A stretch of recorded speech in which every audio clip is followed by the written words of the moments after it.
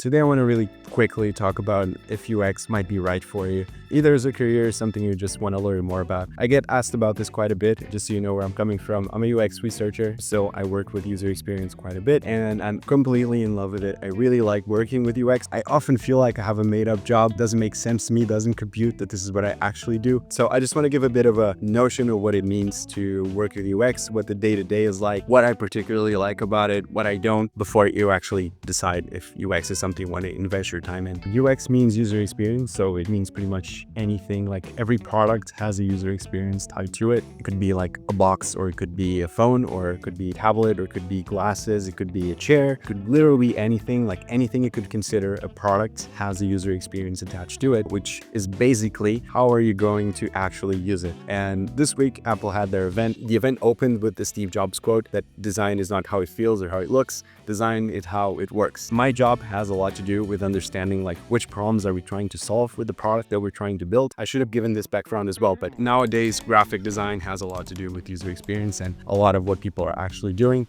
is designing like UI. And when I say UI, I mean something like this. I'm going to put some pictures here. So designing buttons, designing experiences, like how people click through different websites or interact with apps, things like that. Like most companies are hiring UX professionals to do that, but I really do think that we're on the verge of that actually changing. I think that in the future, user experience is going to be much wider, and I think some of the big companies are already kind of looking in that direction, are already operating in that direction. Google, Apple, Meta, Amazon, whatever you think about them, they're companies that are quite huge, and they're companies that already have, some of them always had a very user experience first mentality, and they're very focused on designing experiences more than almost anything else, really. Because let's face it, whatever we use, is it a website, is it a chair, whatever, if it's a product, we're using it for a reason. We're trying to solve problems. So if a company wants to build a product, they're trying to build it to solve those issues in the best way possible. Let's give one bad example. I'm sure many people study within Apple like how to actually design this mouse, design in the sense like how should it work, what should it be, and they got to the conclusion that the best way to solve the issues is to put the charge thing over here. Now, the public perception side of things, I don't know if they accounted for that it's kind of laughable that it charges from the back and you can't use it, it becomes useless while it's charging. I understand the point though, that like you're not really supposed to use the mouse while it's charging. I know that in the time that Steve Jobs is still alive, he wasn't really fond of asking people what they thought about a product, to give them the actual choice of saying which products they want or don't want. He wanted to study people in order to understand like which needs they had to, tackle those needs. But you can't really ask someone, what do you want? Because they don't really know. At least that was Steve Jobs' perspective on things. And they said that he usually said like people only know what they want once they showed it to them, which, gives you a bit of a picture. Yeah, he was a genius, but he, as a person, especially as a manager, like he did some questionable things. But yeah, talking about user experience, sorry, I'm getting off topic. User experience is about designing things. It's about making things as effective as possible for the user who wants to use a given product. And I have been working with user experience for a while now, and I think it's one career path that I think has a lot of future on it. I think that it's only going to evolve, it's only getting better. I think it's getting more recognition. I also think that it's one of the rare career choices that is actually going to get much better and much stronger with the AI wave. Maybe I'm being hopeful, but it's just based on the experiences that I've been having over the last couple of years. And I've done some UX research regarding AI use as well, like worked with products who are integrating AI into them or building AI in the first place. Let's just say that it has a huge advantage, and AI can solve a lot of the problems that UX has, or at least had. I think that it's a very interesting field of knowledge, and one that is applicable to not just someone who is designing, someone who actually does the websites, or someone who does UX research, but I think it can be interesting to many types of careers and many types of people. Actually, it's pretty rare that something within UX is not useful for your work, whatever it is that you do. Pretty much every job is trying to solve an issue, and if you're trying to solve an issue, you're somewhat building a product, or you're building a service, or you're doing whatever, and user experience principles are going to apply. User experience in practice is like a combination of methods and a combination of concepts and ways of looking very pragmatically and almost like making a science out of understanding how people interact with products. What does this person need in order to interact with this? And you're going to be designing that interaction. If you're a user experience researcher, like I am, you're still going to be designing that experience. You might not be at the end stages of designing that experience. You're going to be at the earlier stages. There are several phases of design, and this can change from one company to the other, from one philosophy to the other. These are not set in stone, but usually you start quite wide and then you narrow it down as you get to more specific solutions. So if you're building a box for a product, design is at the core of everything that Apple does. So they definitely spend like probably hundreds or thousands, tens of thousands even of hours just designing their boxes. And a box does solve several issues. Like if you wanted to break it down, a box has to have every product you want to deliver into them. You have different perceptions of value within those products, and you could define user questions for that. So if I wanted to do user research, again, as a UX researcher for designing a box for, let's say, like the new iPhone, right? I want to understand like what brings the most value when they open the box. That's one research question. So like what should be shown first? Then what constitutes the wow factor when you look at the box and you're not interested in the iPhone? That would be another research question. Like what constitutes value for a person who doesn't want the iPhone versus what constitutes value for a person who does want the iPhone? Like if I walk into a store and I see that box, what brings my attention to it? And I could literally measure these things. If I want to know what brings more attention to a person who doesn't buy an iPhone, I could just recruit a bunch of people who don't want an iPhone. I need to have a way of knowing they don't want an iPhone that is reliable. But then I find those people. Let's say I find 1,000 people who don't want an iPhone or something else. Then I test their perceptions or value in some way. I have to find one method or different methods of measuring that. So it's like I said, it can be quite scientific in how you do things, at least for UX research, right? But yeah, just to exemplify how it works. Now, signs that UX might be right for you versus signs that it's not going to be right for you. One thing I would say that kind of affects both sides is that UX is quite wide. It's like I said, anything you're building can be considered UX. So it's more of a field than it is like one profession. And there are different professions that exist now: the UX researcher, the UX designer. Then you have like content writers, you have UX managers as well, which is radically different. The roles that exist right now, they're quite wide as well. So you're going to be doing a lot of different things, and sometimes there's some indefinition in what you do. I think that might be one of the cons for some people, might be a pro for other people. I think it's very difficult to define like if something about a profession is like a cons or a pro, because it is what it is. It might be good for you or not, might be a good fit or not, right? It's going to be a wide profession with some indefinition. Sometimes people are going to ask you to do something. If you're a UX designer, for example, you might get very direct requests of what you should be drawing, for example, for a user interface. It could be very specific, like asking you to do a very specific button for something they already understand,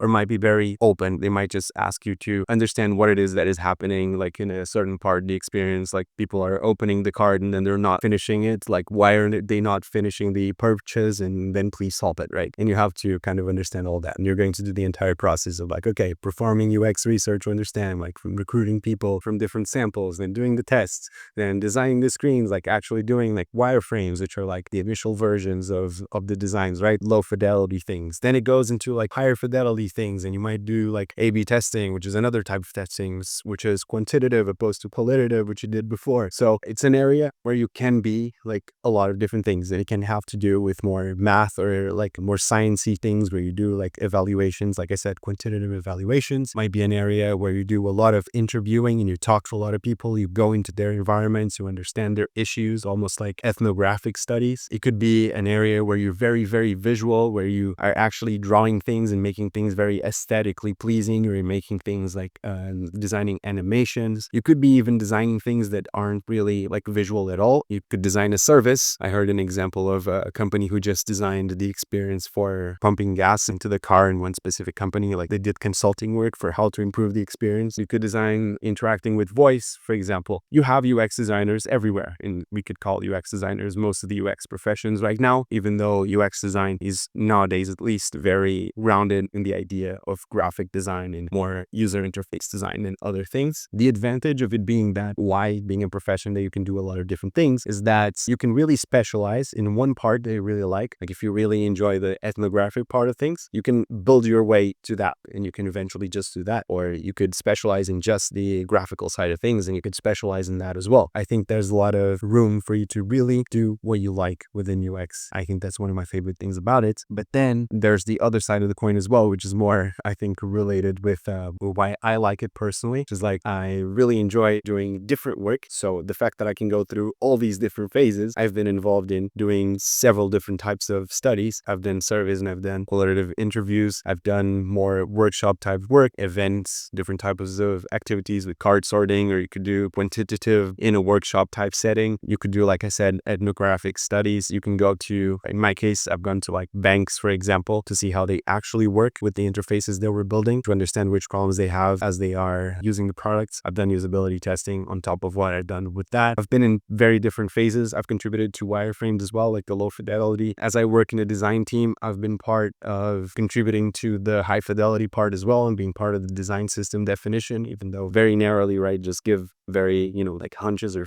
feedback that is immediate to me because I've been in this area, but not because I'm a designer. So like for me, it represents a way of being part of the product's development life cycle in many different parts of it, and in a strategic point of view and a tactical point of view. So like building experiences in the sense of improving very specific experiences and focusing in specific UI, and also like the business impact kind of way. If we build this way, what will it mean in terms of profit? If we build it this way, what will it mean in terms of the future of the company? And you could say it also in terms of what it means to the user, like in the future. Like if a person is using this specific product now, what will it mean in terms of their perceptions, behaviors, things like that? So UX is very, very grounded in psychology. It always has been. It has a lot more to do with human-computer interaction than it does with actual graphic design, even though that's not most people's perception of it at all. What makes a good UXer, I think, is a person who can really understand people. I hear people talk about empathizing, and I have a bit of an issue with the word empathy, even though it's accurate. Like you should have a lot of empathy because it allows you to understand people's feelings,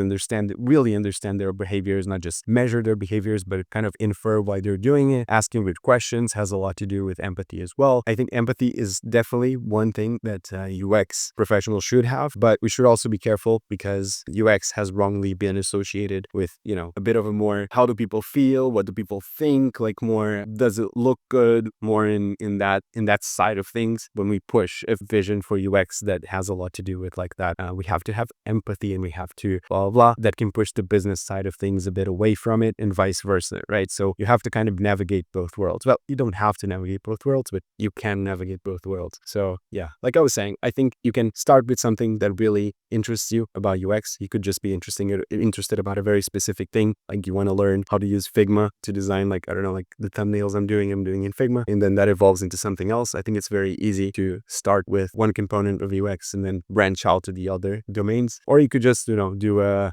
course for it and try to understand like how could I potentially work with UX in the future and have that goal, and narrow down as you learn more about it. I thought it was particularly interesting as I was doing like a bit of my formative, as I was starting the career in UX. I've done like courses in the Interaction Design Institute, and there's the Nielsen Norman Group as well, which is incredibly good, but it's a bit expensive to do the courses, but they're very good, and they have really good resources. Like I think the best resources in Nielsen Norman Group, you don't really have to do their courses, but their website is amazing. I've done some as well in Coursera, like the Google UX certificate is quite good, is a really good place to start. It goes really in depth. You can do it for free in YouTube as well. You don't have all the assignments and things like that, but it gives a very good initial impression. As I was going through it, I was kind of surprised. Well, I don't know why I was surprised, but I just was. A lot of what they teach in Introduction to UX is just plain psychology, right? Is perception, is measuring behaviors, is understanding how people think, and like a lot of the notions of, like I said, human-computer interaction, and like, again, has a lot to do with psychology. Nowadays, it is a very direct path if you're a graphic designer going into UX design. UX is a career that pays off quite a bit because, the salary is good. There's a lot of growth potential as well. It's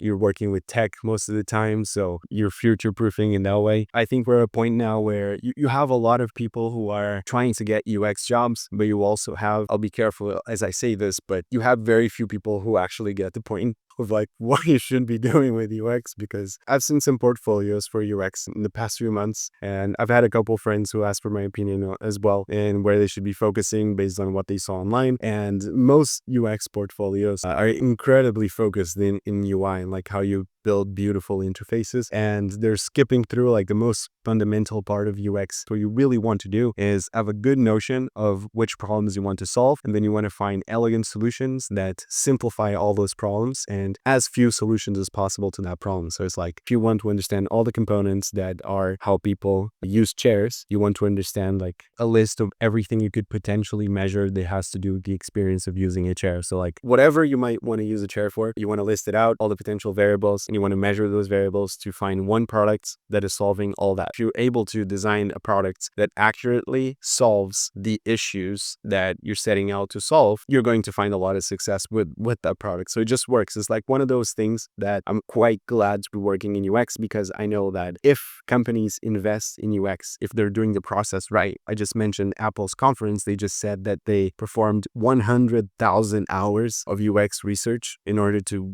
develop the AirPods Pro 3. That makes it very difficult to mess up a product. Like if you understand enough components about what it means to have a good experience with a product and you study it like deeply enough, like it becomes very, very hard to make it wrong. But that said, if you're interested in learning more about UX, this is kind of the purpose of why I'm doing this channel. Like I said, I've really loved working with UX and I feel really grateful that I've been able to be a UX researcher. And it's one of those things where I feel like I'm able to make such a difference in being part of a product lifecycle and something that feels so new. When you go into a product team just made up of like a lot of people that do engineering, and you have people from business who are like finding like how much engineering should be investing in blah, blah, blah, which product should be building. You have the marketing side, like saying like this would sell better than this, blah, blah, blah. The missing centerpiece I feel like a lot of companies are missing is UX, right? Is ironically, you're building a product because you want to tackle human issues. A person is going to be interacting with whatever it is that you're building. I don't know if I could say most companies, but a lot of companies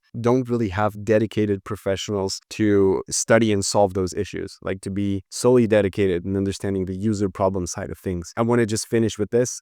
When I talked about AI, one of the things that I think makes it especially motivating to be learning UX right now and to be in the beginning of a career for UX, I feel like the bottleneck for the industry right now is how much you could build. Most companies, what they had is like they didn't have enough people or enough engineers to build the products that they want to build. They're doing their absolute best to be able to make products, but they just don't really have the resources to do it. And they were investing as much as possible in engineering, because they couldn't get things out and they're always out of schedule. We see this a lot. With AI, I think it benefits UX in two ways. First, because it tackles a lot of the problems that engineering had, I think that one of the most applicable ways that AI can be applied to is to accelerate code, right? I think at this point, it's pretty much proven that if you're using AI, you're building software much, much faster because it just accelerates the software engineer work like radically. So engineering is going to stop being the bottleneck for building products, and success is going to be measured instead by who is building the right products. Don Norman says this, that no engineer ever stopped to ask, like, are they building the right thing? They are very good at building things very well, but they don't really stop to ask, should we be building this, right? And engineering companies, this happened as well. In product companies, this has been happening as well. So if you take that into consideration, what's naturally probably going to start happening is that like you have several different industries where people couldn't build what they wanted to build, and then whoever were able to build whatever was going to be ahead because there wasn't enough competition. If you built like a very high-tech chair, there were only like 2 or 3, so people are going to buy those anyway because it's the only options. But what's going to be happening now is that it's not going to be limited by the tech. I gave the chair option, which is not ideal, but bear with me. What's going to be happening now is that most people are going to be able to build that high-tech thing. What's going to make a difference is really understanding like which problems are you going to be solving and how do you solve for those problems. And that's not an engineering issue anymore. That's a human issue. That's a UX issue, like a user experience issue, a perception, a behavior issue, and you're going to be able to design things correctly. It's exactly the quote from Steve Jobs, like, design is not how something looks or feels, design is how it works. And what is going to be missing is making things work. It's not if it works, it's how it works. And this has happened in the past with several industries. If we see the car, when manufacturing didn't become a problem, experience became becomes like the next big thing. Even for coffee, once access to coffee wasn't a problem anymore, what's the differentiator? Experience. Starbucks comes in. Phones, once building phones isn't a problem, what makes the difference? Experience. The iPhone comes in, the smartphone comes in. The companies who are going to be ahead are going to be the companies who are going to be investing in UX. The metric like ROI, the return on investment for UX, is absurdly high, and we are at a point where it's absurdly high and UX isn't even at its true form yet. And yeah, like I said, I want to finish on this, but the final way I think UX is going to be empowered by AI is like our processes in UX have a lot of potential to be accelerated by AI as well. There's a lot that won't be able to be accelerated by AI. And if you're just someone who didn't really study human behavior or didn't study UX and you try to do like a UX using AI, you might mess up radically, might be worse than not doing it at all. But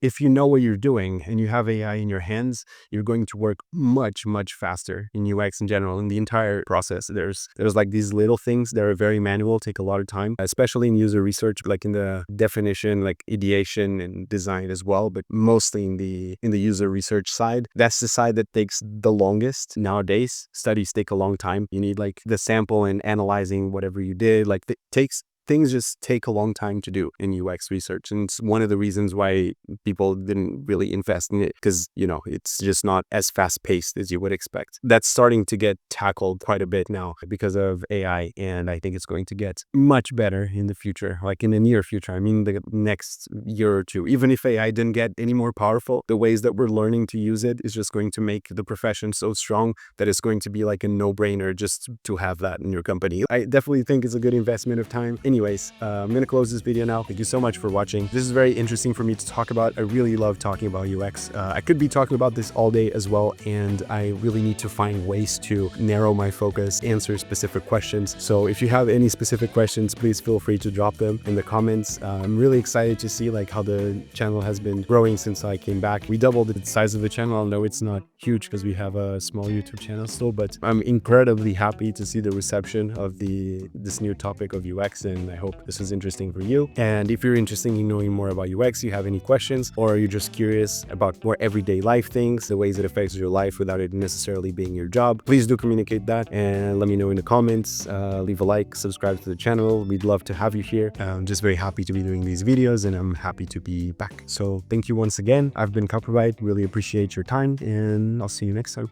Bye bye.